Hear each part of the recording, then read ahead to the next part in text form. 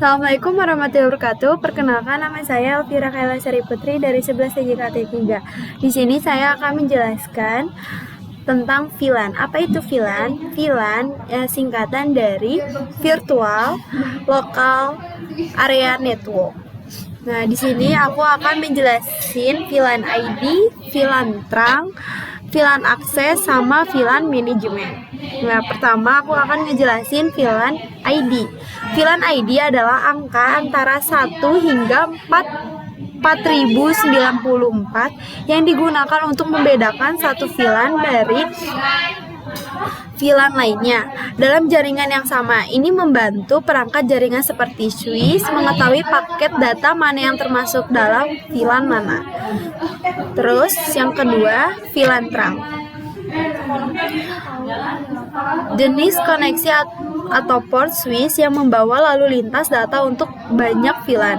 Port trunking digunakan untuk menghubungkan dua switch atau switch ke router, memungkinkan data dari sebagai VLAN untuk melewati satu tautan fisik tunggal.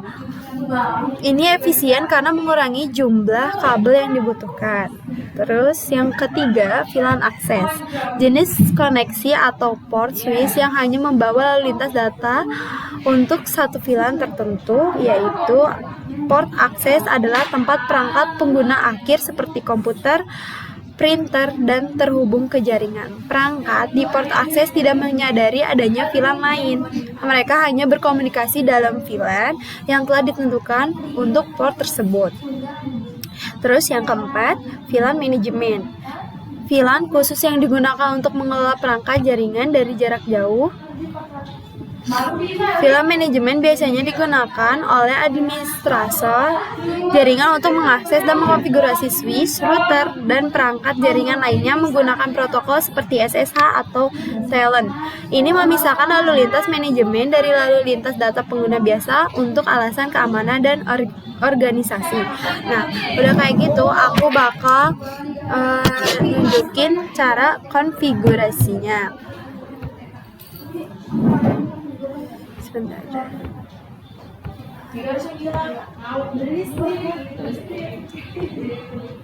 Di sini aku udah bikin topologinya. Jadi kita harus menentukan IP yang akan kita konfigurasi. Nah, ini IP Ether 2 ini untuk ke uplink agar kita bisa mendapatkan jaringan internet.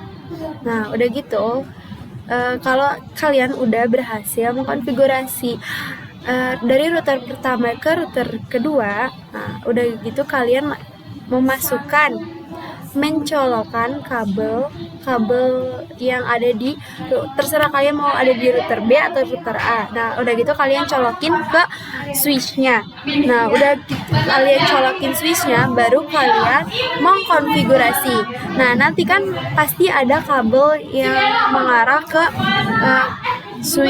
port router 1 dan router 2. Nah kalian cabut satu-satu, masukin ke switchnya. Jadi kita mengkonfigurasi. Nah, mengkonfigurasinya ada kayak IP-nya gitu. Jadi kita nanti masuk ke Chrome. Terus nanti udah pokoknya harus kalian beres ke yang ngerouting routernya gitu loh. Pokoknya harus sampai beres, baru kalau udah beres ke switch. Nah, IP-nya itu 192.168.1/24.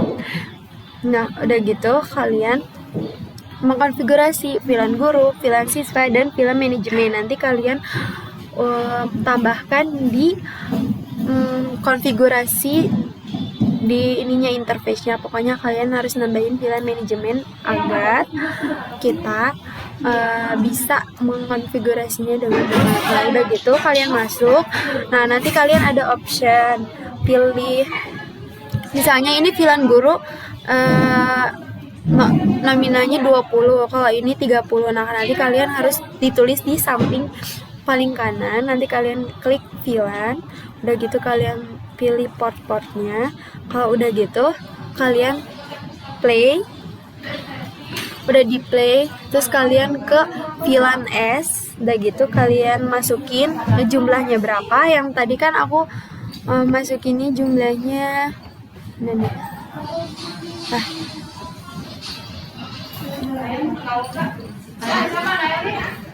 Bentar.